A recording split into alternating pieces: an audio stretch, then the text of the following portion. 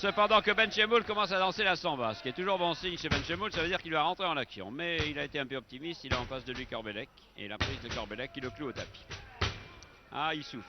Ah, René en ce moment est victime d'une prise douloureuse. Il tape du pied rageusement sur ce ring du stade Pierre de Coubertin. Corbellec insiste. Aucune pitié pour l'ancien champion du monde. Et je pense qu'il y a dans la salle, on l'a présenté tout à l'heure au public, le vieux Benchemoul qui regarde son fils souffrir. Benchemoul à nouveau au tapis avec une clé derrière le dos. Très bien assuré par Corbellec. Benchemoul cherche à se dégager, réussit à se dégager. Ça c'est la manière Benchemoul, mais finalement il a trouvé une ouverture pour aller passer le relais. Donc la succession, donc l'épreuve à Bob Plantin, son associé. Plantin, sa peur et son reproche se précipite sur la tête de son adversaire Corbellec. La serre et envoie le tout au tapis. Ah, Corbellec tape à droite, tape à gauche. Et essaie de se dégager, ne se dégage pas, Plantin garde la prise. Corbellec toujours prisonnier. Les hommes commencent à devenir rouges et commencent à suer à grosses gouttes. Finalement, c'est toujours Plantin qui a l'avantage de la prise. C'est Plantin, vous le reconnaissez à son slip rouge. Et les deux hommes ventre à ventre, face à face. Et finalement, Lagache demande le relais mais ne peut le prendre. L'arbitre indique à Lagache qu'il doit rentrer. Vous ne le voyez pas, ça.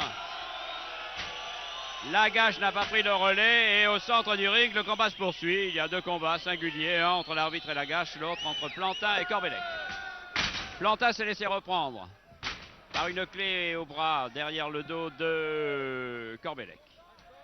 Plantin cherche une solution à cette clé, essaie de tourner et d'entraîner Corbellec.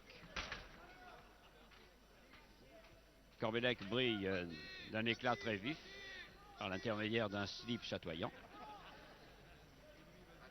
Et Plantin reçoit les conseils du public, des sapeurs-pompiers qui m'entourent. Reste calme, gamin, ne t'inquiète pas.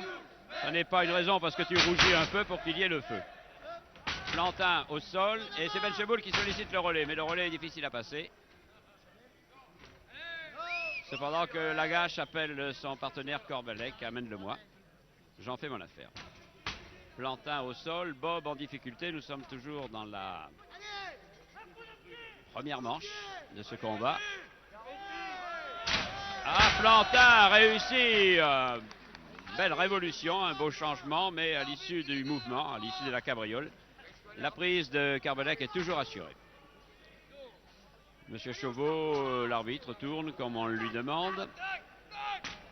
Cependant que de toutes ses forces, Plantin aspire à revenir vers le coin où l'attend Benchemoul. Benchemoul, slip blanc. Ah, il n'y arrivera pas. Je vois que, heureusement, Plantin a profité d'une imprudence de Corbellec qui a tendu son visage et qui a reçu un coup de genou. Mais Plantin n'a plus la force de se relever et Corbellec le reprend. Clé derrière le dos de Plantin. Tentative de Plantin.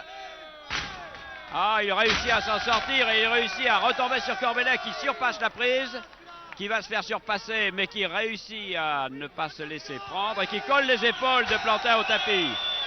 Lagache vient ajouter sa pointe de sel. Il semble bien que Plantin ait les épaules au tapis alors que l'arbitre de Chauveau ne le regarde pas. Plantin finalement est heureux de passer le relais à Benchemoul et Corbellec ne le passe pas à Lagache. Benchemoul danse la samba. Et voilà du Benchemoul déchaîné. Un tour de main qui lui est particulier, une feinte, 10 minutes de combat.